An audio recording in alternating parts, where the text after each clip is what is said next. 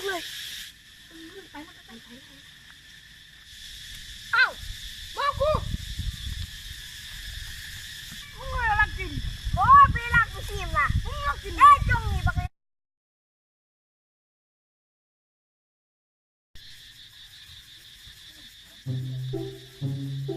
โอ้กูหาเดี๋ยวกูมาจากเชื่อกินข้าวแล้วนี่หาเดี๋ยวกูมาไอ้มึงเครียดจริงด้วยเครียดไปจ้างเมื่อวานนี้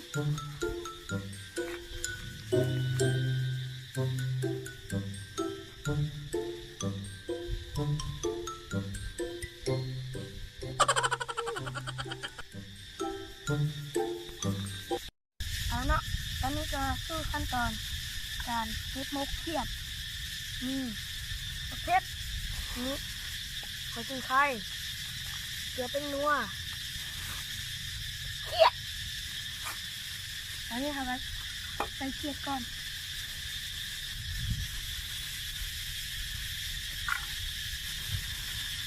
มีแมงกินนุ่นนี่หวานเอาการใด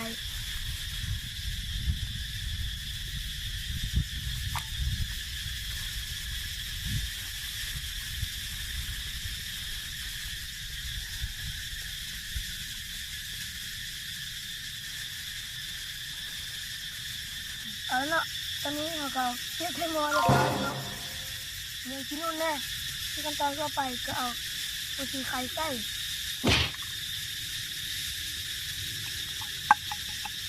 แล้วห้าพันเก็บใส่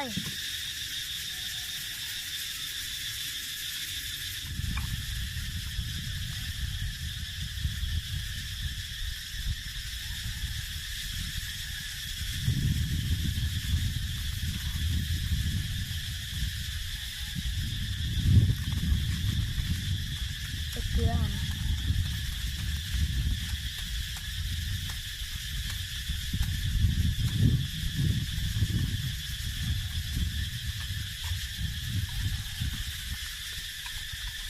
อีกเก้าจุดคือเป็นหัว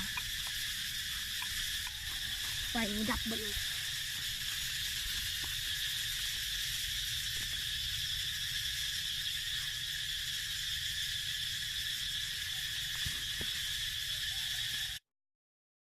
นี่จะดับหมดละเนื้อกูไม่รู้กี่เชื่อจูอ้างกูมาโอ้ย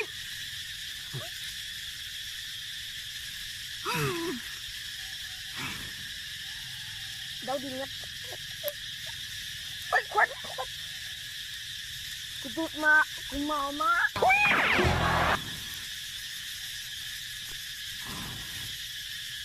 ้าเว้นกูบ้ากินมาเชื่อไ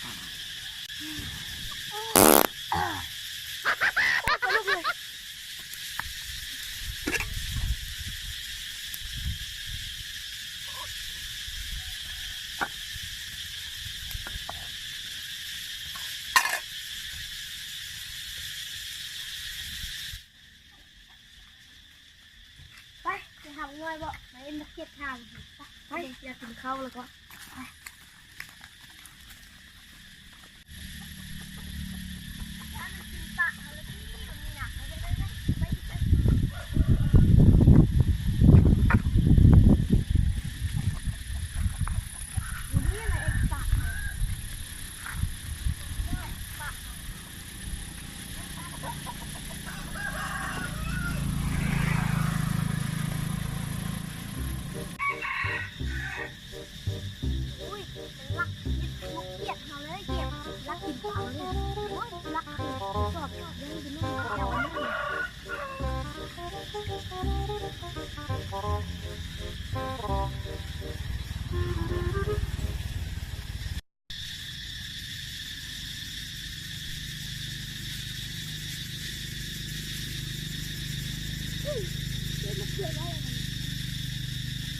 เป็นไม้นะพี่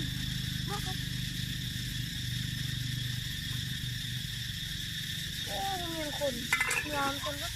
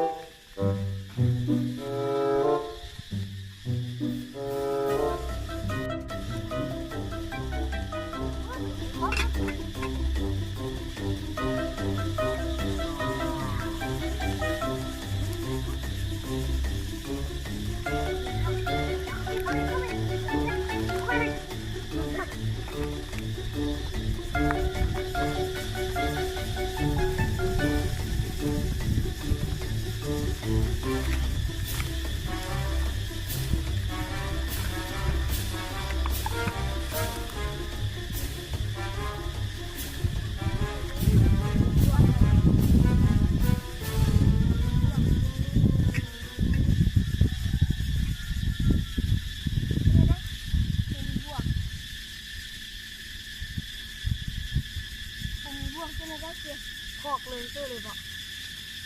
ลงก็หล่ะลง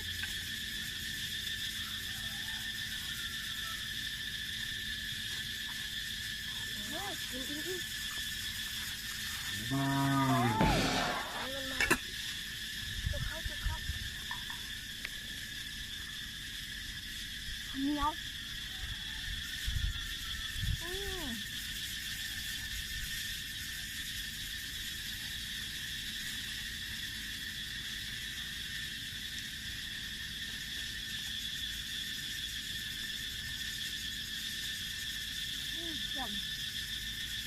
สุดเลยวะก็เก่งเอาเงินจ้องมันละบ้องจ้องตัวนึงลูกเฮ้ยพอเล่นมัน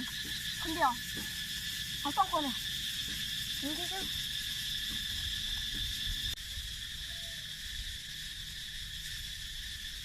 อ้าวบ้ากู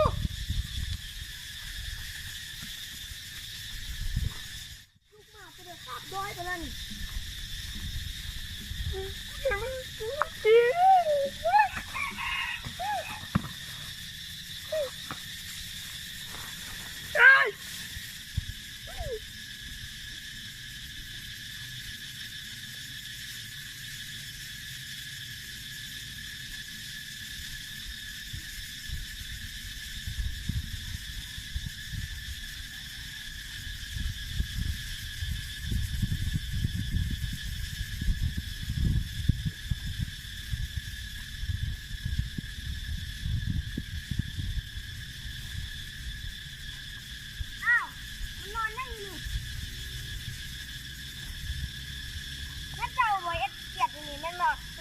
เกลียดเนี่ย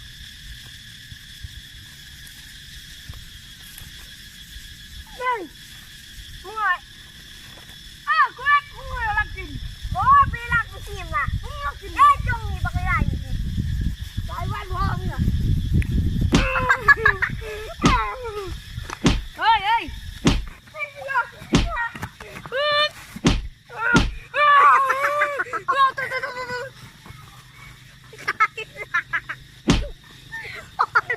เอาคันมักคลิปนี้เนาะกดไลค์กดซับสไครต์